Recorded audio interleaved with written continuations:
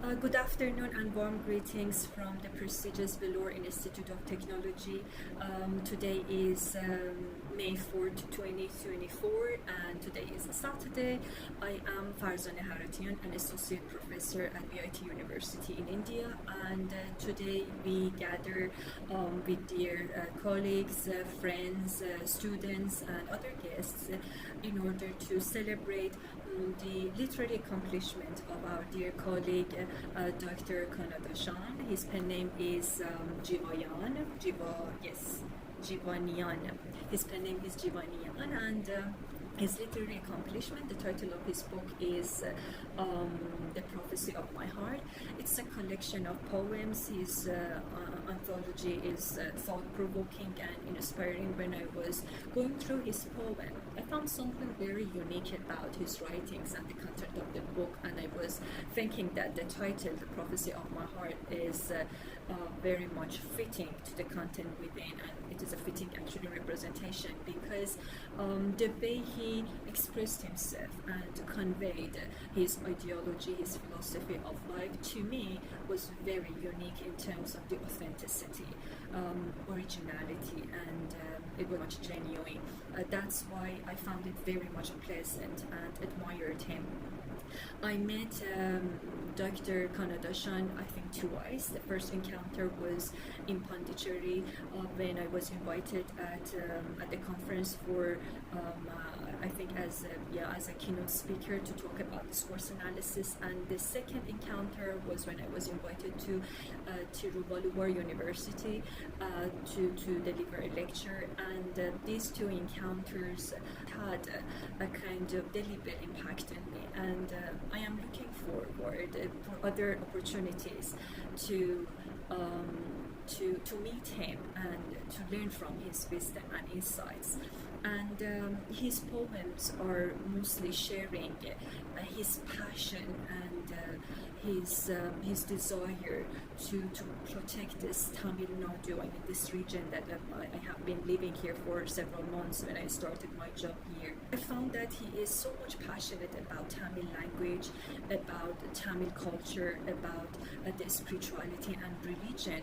I would call him a champion, I would call him a protector, a fighter, as he himself acknowledged about like his goal and objective, that he worked for the emancipation of Tamil Nadu people in his author's note.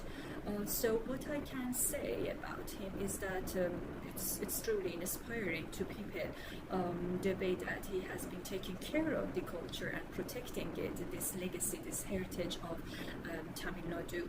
I'm going to read one of his poems. I found interesting. It was something about life, and I could find some psychological lessons as well.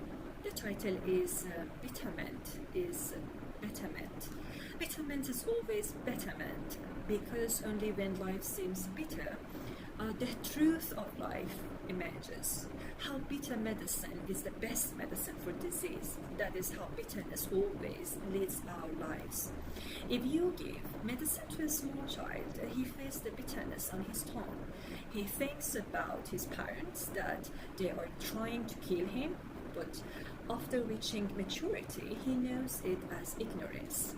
Neem cannot be left as bitter. It is a great medicine, protects hundreds of thousands of people in the COVID period. Even though there is both pleasure and pain in life, suffering is the only teacher of wisdom. Only bitter experiences gives a better life.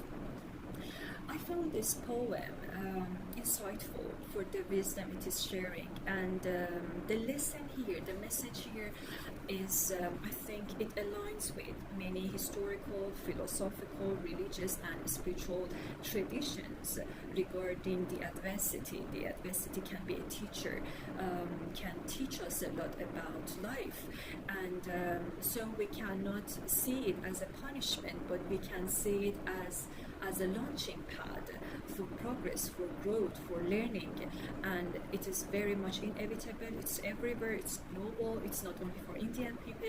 And when it happens to a person, I think there are a lot of benefits for that individual, because I mean, psychologically speaking, in adversity, in hardship, people learn about. People learn and develop resilience, and resilience means this capability to bounce back from hardships and to enjoy actually the progress that comes after. It also enhances something about empathy, because when you are in hardship, when you are in adversity, in suffering, in pain, in agony and anguish, then this is the time that you can understand people in the same situation better, and then you understand them, you take care of them. And this is about empathy, which is a very significant and prominent life skill that people should learn. The other one would be inner strength.